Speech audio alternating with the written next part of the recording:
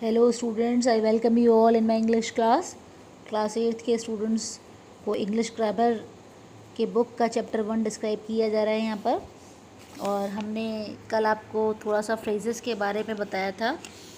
Phrases क्या होता है, ठीक है, ये आपको ऑलरेडी एक्सप्लेन किया जा चुका है, but still I will let you know once again. क्या कह सकते हैं कि फ्रेजेस जो होते हैं अपने साथ में कोई भी फाइनाइट वर्ब को नहीं रखते हैं। इसमें इनफाइनाइट वर्ब का यूज़ होता है, जैसे कि आपका पार्टिसिपल है, इन्फिनेटिव है और जीरंड। इनकी मदद से जो है आपके फ्रेजेस को बनाया जाता है। फ्रेजेस टूटे फूटे वर्ड्स होते हैं, लेकिन वो जो है कंप्लीट, भाई जब वर्ड्स कंप्लीट नहीं होंगे तो सेंटेंस बनेगा नहीं, जब सेंटेंस पूरा होगा नहीं तो कंप्लीट सेंस दे नहीं सकता। तो जो ऐसे टुकड़े होते हैं उनको हम क्या कहते हैं, फ्रेजेस। फाइन, लेकिन हम उनसे बस थोड़े बहुत अंदाजे लगा चुके हैं, लगा सकते हैं, सब बता दिया था। काइंड्स ऑफ फ्रेजेस यहाँ बताए जा रहे हैं आपको। नाउन फ्रेज होता है, एडजेक्टिव फ्रेज होता है और आपके एडवर्ब फ्रेजेस। नाउन फ्रेजेस को बेहतर तरीके से समझने के लिए सिंपल सी बात है कि जो नाउन फ्रेजेस हैं वो सेंटेंस में नाउन का काम करते हैं, ठीक है। जो फ्रेजेस मैं बता रही हूँ, noun as a noun work करता है, एडजेक्टिव सेंटेंस में एज एन एडजेक्टिव वर्क करता है, एडवर्ब सेंटेंसेस में एज एन एडवर्ब वर्क करता है। अब बेसिकली आपको उन सब की डेफिनेशन अगर मालूम हो तो ज़्यादा बेहतर है। नाउन की डेफिनेशन तो सभी को पता है कि noun is everything around us. हमारे आसपास सारी चीज़ें जितनी भी हैं वो सब नाउन में काउंट होती हैं। उसके बाद हमें मालूम होता है कि इसके 5 पार्ट्स होते हैं।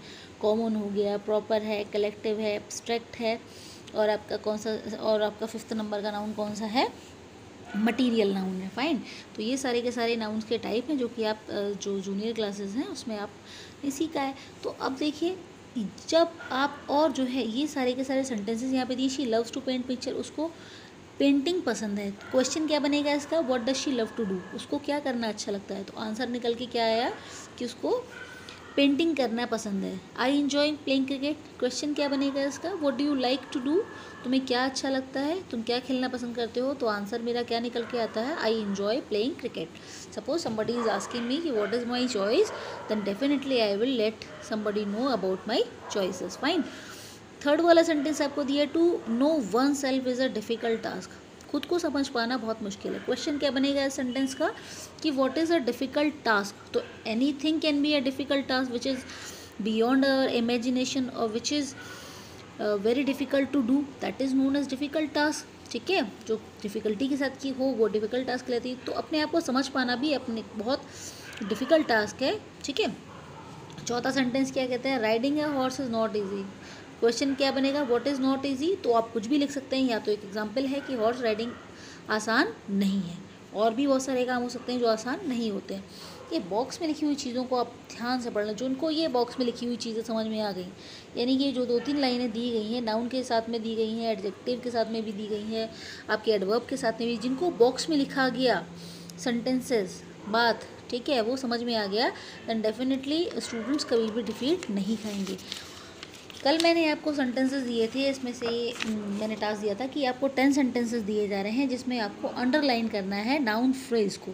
चलिए, आई होप आप लोगों ने कंप्लीट कर लिया होगा, नहीं किया है तो चलिए आज मैं आपको इसके साथ ही यहाँ पर समझा देती हूँ। जैसे पहला सेंटेंस है हमारा, his father wishes to speak to the principal, यानी कि सेंटेंस है कि उसके जो फादर हैं वो, उनका क्या मन था कि वो प्रिंसिपल से बात करे। क्वेश्चन क्या बनेगा इसका, इसका क्वेश्चन है कि what does his father wish to, ठीक है।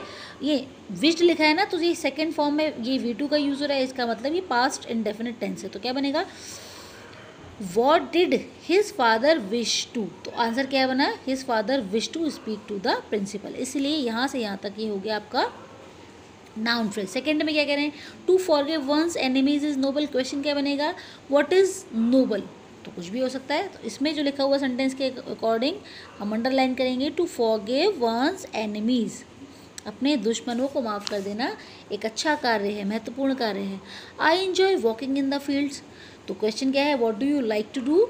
तो आई इन्जॉय, यहाँ नहीं करेंगे हम, इसको यहाँ से करेंगे, वॉकिंग इन द फील्ड, ठीक है, फील्ड में वॉकिंग करना मुझे पसंद है। चौथा है, thinking good thoughts is a sign of being virtuous. तो क्वेश्चन क्या है इसका बनेगा, अपनी तरफ से आप बनाकर देखिए। क्वेश्चन बनेगा, what is a sign of being virtuous, गुणवान होने का क्या साइन है, क्या प्रतीक है। तो इसका है थिंकिंग गुड थॉट्स, ठीक है, ये बनेगा।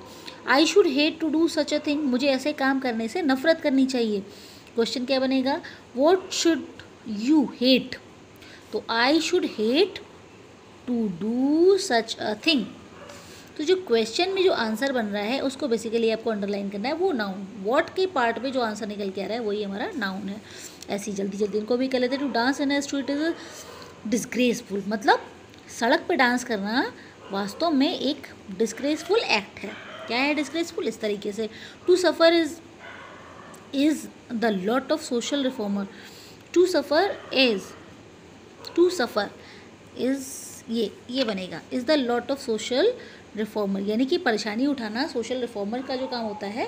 सोसाइटी को जो रिफॉर्म करते हैं उनके लिए उनको दिक्कत उठाना पड़ता है, तभी लोगों के पास उनका मैसेज पहुंचता है।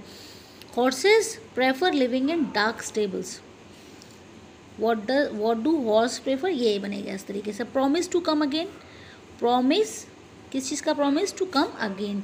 ही dislikes having to punish his servant, तो व्हाट डज ही डिसलाइक, तो हो जाएगा टू पनिश हिज सर्वेंट। इस तरीके से आज की वीडियो में मैंने आपको ये 10 सेंटेंसेस अंडरलाइन कर दिया। आई होप आपको ये समझ में आया होगा, और इसी नॉलेज के बेसिस पे अब आप क्या करेंगे, रिमेनिंग 8 मैं अब आपको दे रही हूँ, और ये 8 सेंटेंसेस आप अपने आप खुद से करेंगे। चलिए।